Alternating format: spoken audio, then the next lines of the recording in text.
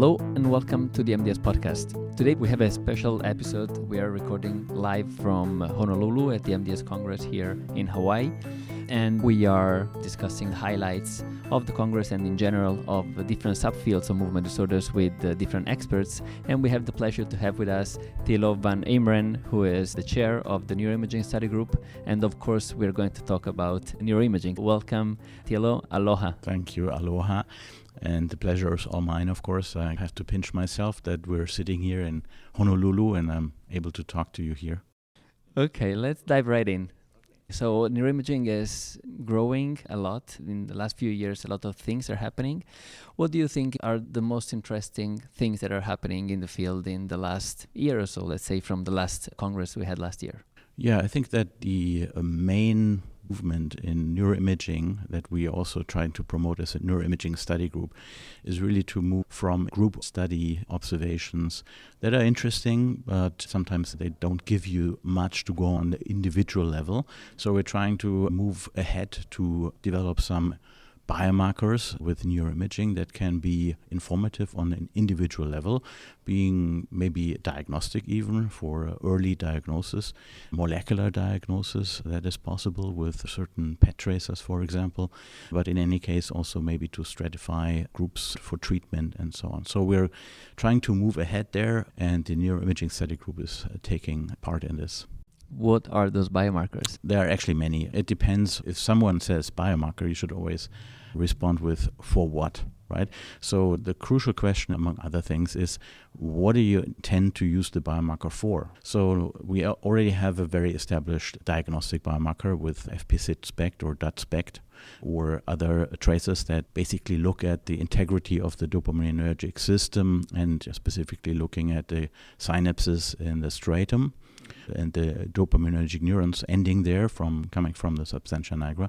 And this is a very reliable marker of degeneration. For example, you can use it if you're unsure whether this is a patient with a tremor because of Parkinson's disease, or it might be a tremor for other reasons like essential tremor.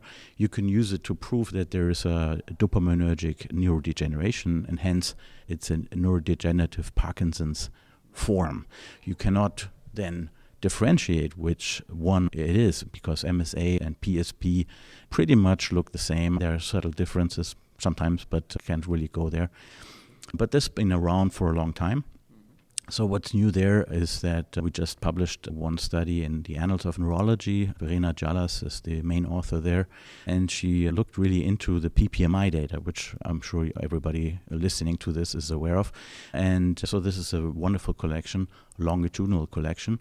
And so far, the word basically around in the community was that the change in the UPDRS, or the main motor disability score over time, doesn't reflect well with the change in dopamine transporter. So that took a little bit away of the steam for DUT-SPECT being a surrogate endpoint in clinical trials. But what Verena has been able to show is that if you basically look on the right side, which is the less affected side, you're going to see this correlation, right? So because the more affected side is probably already showing a flooring effect there, so there's not much going on there.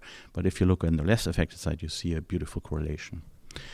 Now, another really fascinating thing that developed not in the past year, but over the past couple of years is tau PET. And tau is well known as one of the components in Alzheimer's disease. And there it's also interesting to look into co-pathology with Lewy bodies.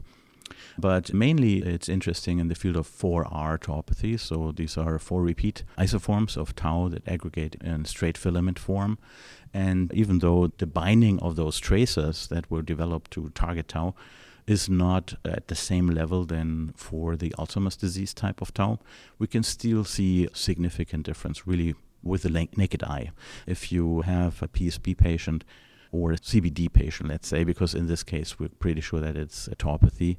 And we can see this difference, and this is molecular information about pathology. And what's really crucial here is also with respect to all other PET and MR instruments there, we gain in vivo information about sometimes pathology, molecular level pathology, but also regional information. So we can use that regional information to connect with other things like connectivity in the brain to explain the spreading of pathology. And that's been done in Alzheimer's disease.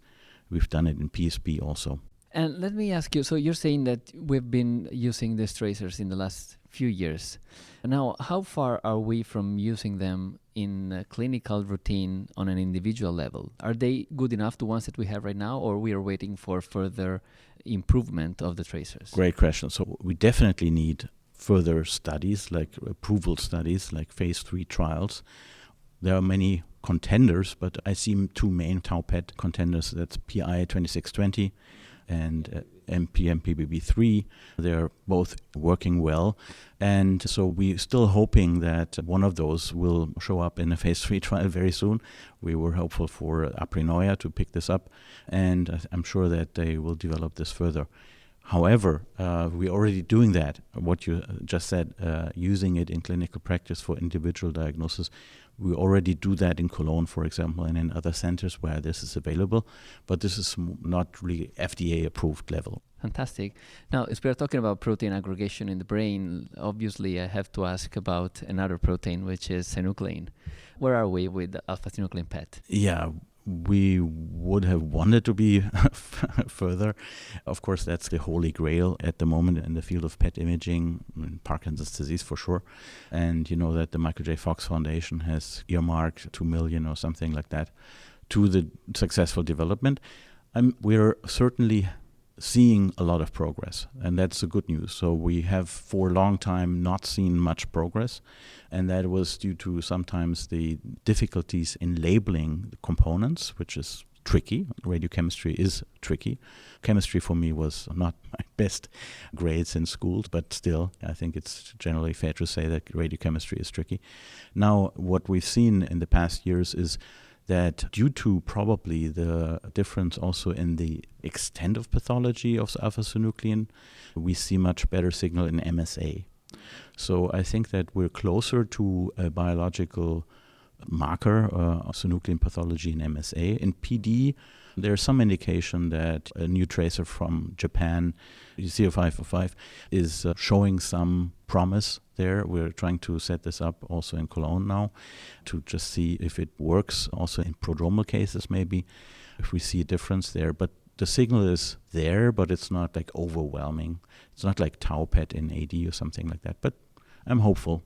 Well, there's a lot of work to do, but definitely maybe this topic will come up again when I ask you about what is going to happen in the next year. But before going there, do you want to mention anything that you found especially interesting during the Congress about neuroimaging? Yeah, well, I mean, there's lots of different things. I don't want to highlight anything particular. I just wanted to highlight the contribution of John Stossel, since he also got awarded at this conference.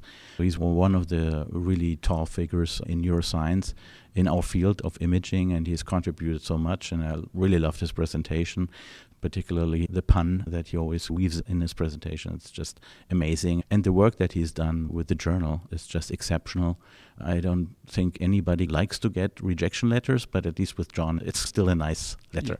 Even the rejections, right? Yeah, even the rejections. So let me just finish asking, what are we going to talk about if we meet 1 year from now in the next Congress? What is it going to be, the big hit next year?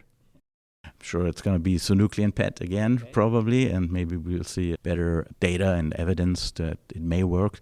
But what I'm sure is going to happen is that we see much more talk about anchors, like in staging. So we're talking about if you go for treatment trials, what you want to see is that people at least do not progress in staging. And we learned from oncology that we have to go this kind of way to pinpoint where is this patient in a biological process of the disease and trying to anchor this into different markers. And in cancer, it's been imaging for a long time. Also, FDG PET has been around for a long time to stage patients. Of course, in PD, it's less clear, but that's exactly where we're going to have to invest in understanding which kind of biomarkers and individual cutoffs can we use to anchor kind of disease stage ideas. Okay.